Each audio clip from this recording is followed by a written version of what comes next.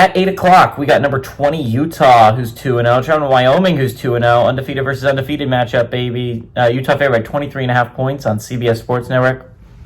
Devin Dampier has gone 38 of 48, thrown for 398 yards, 5 touchdowns, 0 interceptions. Also leads his team on the ground with 20 carries for 112 yards and a touchdown. Ryan Davis has had 9 catches for 80 yards and a touchdown. And Caden Anderson has had gone 36 of 59, thrown for 727 yards, 3 touchdowns, 1 interception for the Cowboys. Sam Scott has had 37 carries for 190 yards and a touchdown. And Chris Durr Jr. has had 12 catches for 244 yards and 2 touchdowns. Utah is 51 and 32 all time against Utah. As 4 games have gone to Utah from 2007 to 2010. Last time they won, and the last time they won at home for Wyoming was in 2006. And Kyle Whittingham is 4-1 all time against Wyoming. I think what's really interesting here is, again, Wyoming is one of the last 13 undefeated group of 6 teams. So they have put themselves in a decent spot through 2 weeks to be a team that can go to the college football playoffs, right?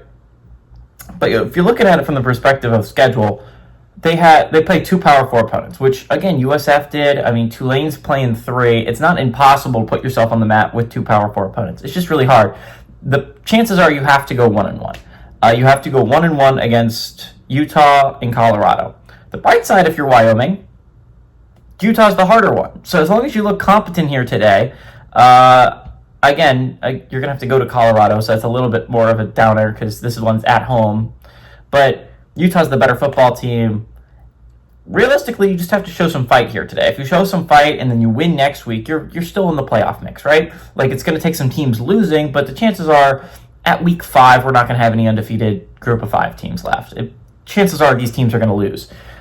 So Utah, on the other hand, they got a big game next week. This is a game that Utah's got to be preparing for. I believe it's at home for Utah, but they play Texas Tech. That's one of the big 3 in the Big 12. A lot of people consider Utah, Texas Tech, and Iowa State. Those are the 3 teams that a lot of people consider are going to win the Big 12. Also, Utah has a rough draw of the other teams, right? Normally, when you're talking about the Big 12, you got the Big 3 and then the next 4. At least to me, you have those 3 up there, and then you have other teams I think can legitimately still win it. You got Baylor, you got Utah, and you got Baylor, you got Arizona State, you got BYU, and you have TCU. These are 4 teams I think can legitimately win. I think they're very much still in this like cusp of the top 25 thing. BYU to me is a top 25 football team. Utah has to play 3 of those. They have to play BYU, they got to play Arizona State, and they got to play Baylor. These are all on the schedule. I mean, so those are going to be rough draws. Utah, honestly, of the Big 3, has the worst draw of it, of the teams that you have to play. So if you're Utah, you can't suffer a loss out of conference simply because your in-conference is going to be extremely difficult. So you need that if you're Utah.